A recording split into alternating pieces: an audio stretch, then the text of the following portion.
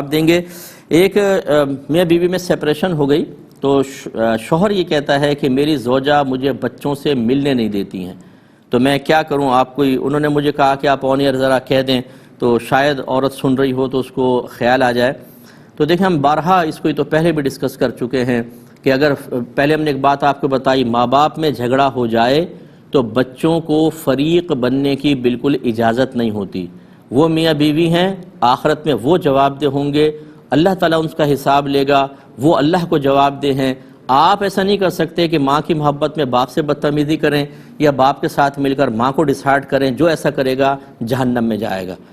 ایک بات تو یہ، دوسرا خود ماں باپ کو چاہیے کہ اپنی اولاد کو اس آزمائش میں مت ڈالیں، اس امتحان میں مت ڈالیں۔ یہ آپ کی محبت نہیں، یہ آپ کی بہت بڑی اولاد کے ساتھ دشمنی ہوگی کہ اگر شوہر چھوڑ کے چلا گیا یا طلاق ہو گئی تو ماں نے بچوں کو شوہر کا اینٹی کر دیا، یا ننیال والوں نے باپ کے خلاف کر دیا بچوں کو کہ بچے نفرت کرنے لگے باپ سے کہ ہم تو ملیں گے ہی نہیں۔ یہ قطع تعلق، قطع رحمی ہے، اور یہ حرام اور گناہ کبیرہ ہے، اور معاذ اللہ اگر کسی نے اس کو حلال سمجھ کے کیا تو اسلام سے بھی خارج ہو جائے گا۔ اسی طریقے سے ملنے نہ دینا، یہ بھی بہت بڑا گناہ ہے۔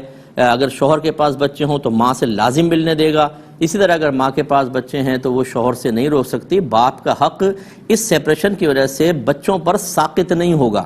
میاں بیوی کے حقوق ختم ہو گئے، اجنبی ہو گئے، طلاق کے بعد وہ شوہر اور میاں بیوی نہ رہے، لیکن بچے تو ہیں، باپ کا ان کے ساتھ تعلق ہے، اس طرح ماں کا ان کے ساتھ تعلق ہے۔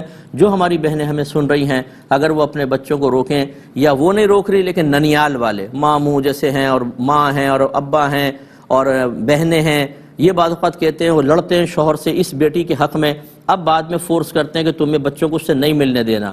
یہ بیچاری کچھ نہیں کر سکتی کیونکہ پیچھے وہ سب نے پہلے ساتھ دیا تھا، اب ان کی مخالفت کر کے اگر وہ بچوں کو ملنے دے تو پرابلم، تو ان سب پر وبال آئے گا۔ یہ سب حرام اور گناہ کبیرہ کے مرتکب ہوں گے، اور بچوں کے ذہن میں، ان کے قلب میں جتنی باپ کی نفرت ڈالی جائے گی، اس سب کا وبال اور گناہ ان پر ہوگا۔